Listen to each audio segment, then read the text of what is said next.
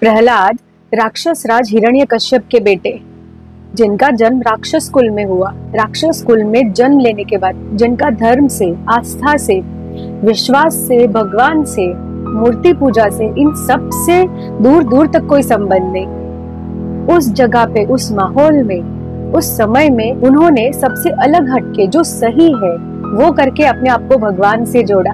प्रहलाद की स्टोरी तो हम सब जानते हैं, पर बहुत कम होते हैं जो उसे समझ के सीखते हैं। ये उन लोगों के लिए जो ये सोचते हैं कि हमारे पास माहौल नहीं है, हमारे आसपास का वातावरण ऐसा नहीं है, लोग ऐसे नहीं है कि हम कुछ लाइफ में कर पाए, कुछ पॉजिटिव सोच पाए, देख पाए।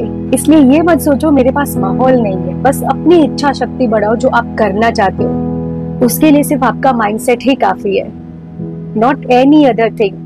सेकेंड, प्रहलाद को उनके ही पिता हिरण्यकश्यप ने बहुत यातनाएं दी, बहुत ज्यादा परेशान कर दिया, विष दिया, बहुत बार मारने की कोशिश की, हर वो पीड़ा दी उनको कि जिससे प्रहलाद भगवान का नाम छोड़ दे। यहाँ तक उन्हें तकलीफ दी कि प्रहलाद आखिर में मर ही जाए, इतना उन्हें परेशान कर दिया।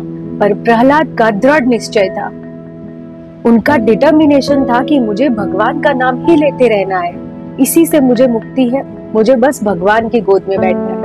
ये दृढ़ निश्चय, ये उनका संकल्प था और वो उन्होंने करके दिखाया इतनी तकलीफ के बाद। वैसे ही हमारी लाइफ में भी बहुत तकलीफें आती है, पर हम उन तकलीफों से हिल जाते, डर जाते, बैठ जाते, गिव अप कर देते। प्रहलाद से सीखते हैं कि कितनी भी तकलीफ हो, आप जो करना चाहते हो उसका दृढ़ निश्चय रखो, संकल्प रखो, चाहे कुछ भी हो जाए, मुझे वो चीज हासिल करनी है।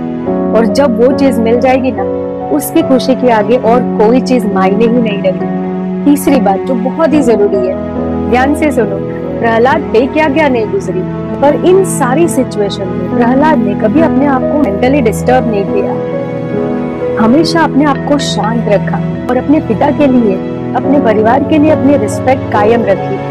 उन्होंने कभी अपना गुस्सा नहीं दिखाया। He always used to talk with calm and peace, क्योंकि वो जानते थे उनके श्री हरि, उनके भगवान उनके साथ हैं। उन्होंने अपने आप को भगवान को सौंप दिया। हम बहुत सी सिचुएशन में पैनिक हो जाते हैं, गुस्से हो जाते हैं, अपने आप को अंदर से काम और पीसफुल रखें ताकि लाइफ के बड़े से बड़े डिसीजन आप इजीली ले पाए, बिना कोई प्रॉब्लम्स के, बिना वो आपके मन को हिलाए। अपने आप को भगवान को सौंप दे या भगवान को अपना बना ले। Never try to control the situation. Just let things go on the flow. Fourth, जब हिरण्यकश्यप ने प्रहलाद से पूछा, बताओ इस खंबे में भी तुम्हारे विष्णु भगवान है?